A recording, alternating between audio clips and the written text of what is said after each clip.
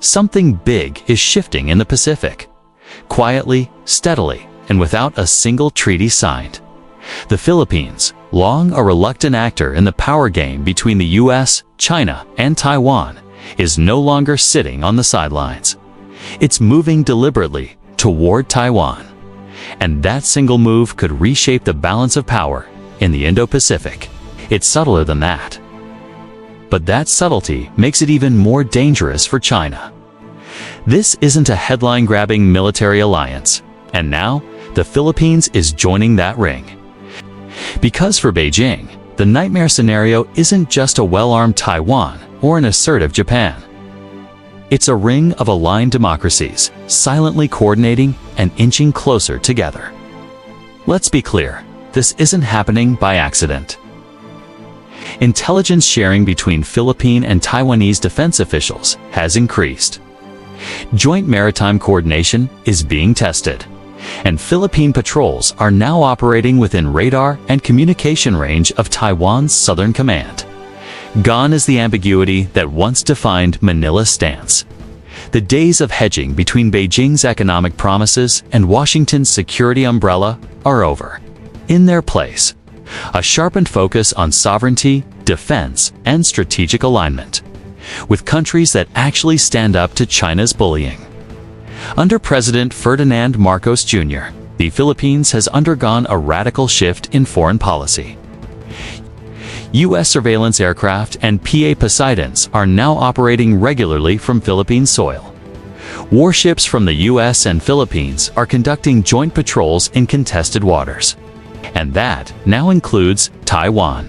While both Manila and Taipei are cautious about public statements, they don't want to provoke Beijing openly. Their actions speak louder than any press release.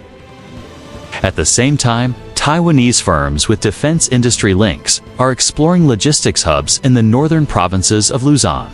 That changes everything. It compromises U.S. bases in Luzon, threatens Japan's southern flank, and neutralizes the first island chain, Beijing's longtime obstacle to Pacific dominance. If true, that would mark a major step toward full military coordination. That's not just cooperation, that's early-stage strategic integration. So instead, they're building what analysts call functional alliances, operational but unofficial, quiet but deeply strategic. What triggered this shift? In military terms, that's minutes away for fighter jets or missiles. If China were to invade Taiwan, those islands would instantly become a forward staging area. Whether Manila wants that or not, Chinese warships are shadowing Philippine patrols near Taiwan. And PLA aircraft have conducted intimidation runs near Philippine airspace. Military aid to allies has increased.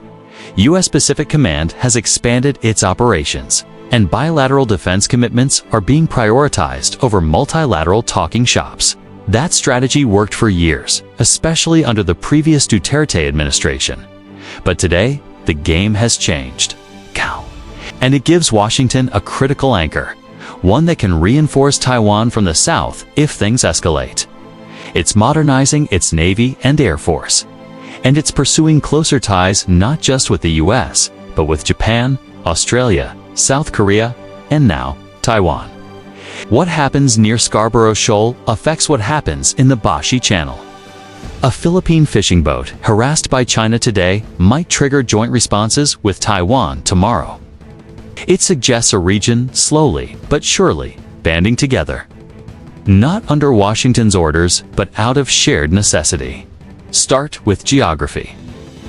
The northern Philippines, especially the Batanes Islands, sit just 190 kilometers from Taiwan.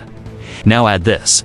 If China secures Taiwan, its Navy gains direct access to the Philippine Sea. President Marcos Jr. knows this. And that's why he's not waiting. He has opened up 9 strategic military sites across the Philippines for U.S. use, including locations near Taiwan's maritime border. And behind the scenes, Taiwan is watching and engaging. Taipei has opened new economic and cultural offices in the Philippines. But make no mistake, these are diplomatic missions in all but name.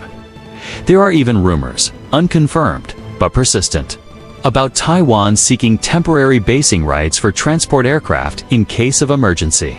So why isn't this a bigger story?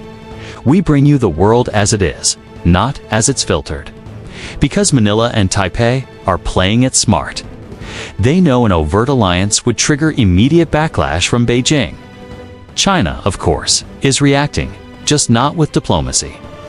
It'll start with alliances, drills, patrols, and radar feeds shared in silence. The Chinese Coast Guard has stepped up its harassment of Philippine supply boats in the Spratly Islands. State media calls it routine defense operations, but no one believes that anymore. The truth is that China sees the Philippines as a weak link, one it can pressure, buy off, or intimidate into submission. Marcos Jr. isn't just resisting Chinese pressure. He's turning it into opportunity. Under his leadership, the Philippines has reasserted its territorial claims in the West Philippine Sea. And let's not forget Washington's role. Under President Donald Trump, U.S. policy in the region has become more muscular. That suits the Philippines perfectly. Unlike ASEAN, which remains divided and largely ineffective on China, a bilateral alliance with the U.S. gives Manila real leverage. So what does this mean in practice? It means the South China Sea and Taiwan Strait are now a linked theater. And that terrifies Beijing. Because in China's playbook, divide and conquer is the rule. Keep ASEAN fractured. Keep Taiwan isolated. Keep the U.S. overstretched. But the quiet alignment between Taiwan and the Philippines breaks that playbook. And that's the real threat to China. A coalition it can't control, outflank, or intimidate. Will it hold? That's the key question. The Philippines still faces internal pressure. Not everyone supports this shift. There are economic interests tied to China. And the military is still in the middle of modernization. But if current trends continue, we're looking at the emergence of a new defensive arc across East Asia. One that stretches from Japan and Taiwan to the Philippines and Australia, with U.S. forces embedded throughout. In this arc, Taiwan is no longer alone, and the Philippines is no longer passive. They are partners, quiet ones, for now, but with a growing sense of urgency. Because they know something the world is only beginning to realize. The next war won't start with tanks. And right now, that silence is getting louder. Thanks for watching Geo Frontline. If you want deep strategic breakdowns of global flashpoints, where geopolitics meets reality, subscribe and hit the bell. Let us know your thoughts in the comments. Is the Philippines making the right move? Is China's regional influence collapsing? Or is this quiet shift the calm before the storm? We'll see you on the next front line.